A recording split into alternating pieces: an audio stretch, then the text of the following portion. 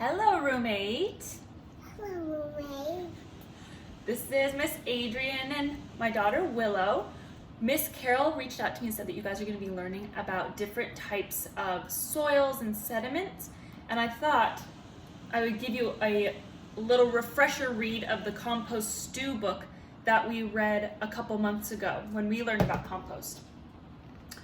I'm going to read it first, and then I will go through it and talk a little bit about what it's telling you. And all right. Environmental chefs, here's a recipe for you to fix from scratch to mix a batch of compost stew. Ingredients: apple cores, bananas bruised, coffee grounds with filters used.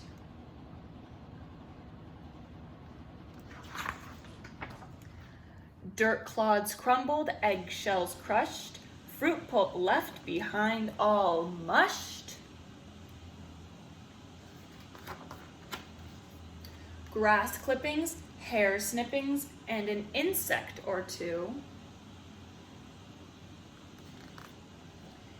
Just add it to the pot and let it all rot into compost stew.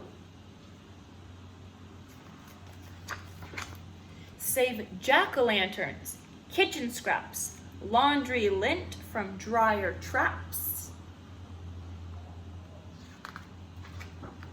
Mulch removed from garden beds, nutshells, oatmeal, paper shreds.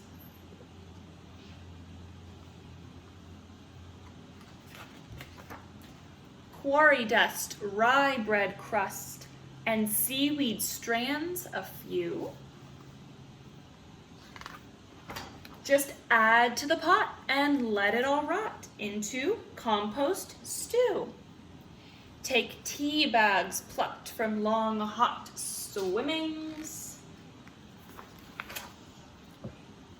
Underbrush prunings, vegetable trimmings. Wiggly worms with compost cravings, Christmas tree needles, yellow pine shavings. And zinnia heads from flower beds whose blooming days are through.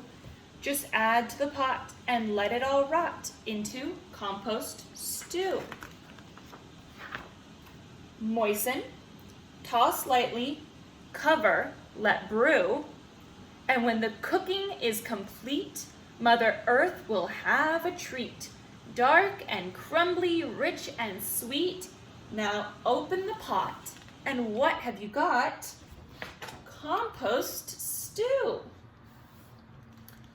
So that is all the pages in the book. I want to just point out a few things before I ask a few questions. It is an ABCs of all the different things you can put into the compost pile. And I want you guys at home to think about or remember what we talked about with what all of these things have in common. What do apple cores and bananas and eggshells and fruit pulp and hair snippings and insects, what do all those things have in common? There's one thing that they all have in common. Do you have any ideas? Yeah, Willow knows. Bees and... Not bees. The last bit of the book talks about what you need to do to a compost pile in order for it to break down successfully into soil. You need to moisten it, which means put some water on it. You need to toss it lightly. They've got their pitchforks here, so they're going to be turning it to get air into it.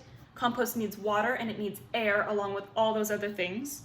And then you've got to cover it. Now, if you guys remember, the covering it is for a couple different reasons. It's to protect it from large animals or pests, but mostly it's to keep the heat in, because all the insects and the water and the air is going to heat up the compost. And that heat is what's going to help it turn from food and other things into soil. So you've got to cover it to let it heat up. All right, that's it. Thank you so much. Miss you guys.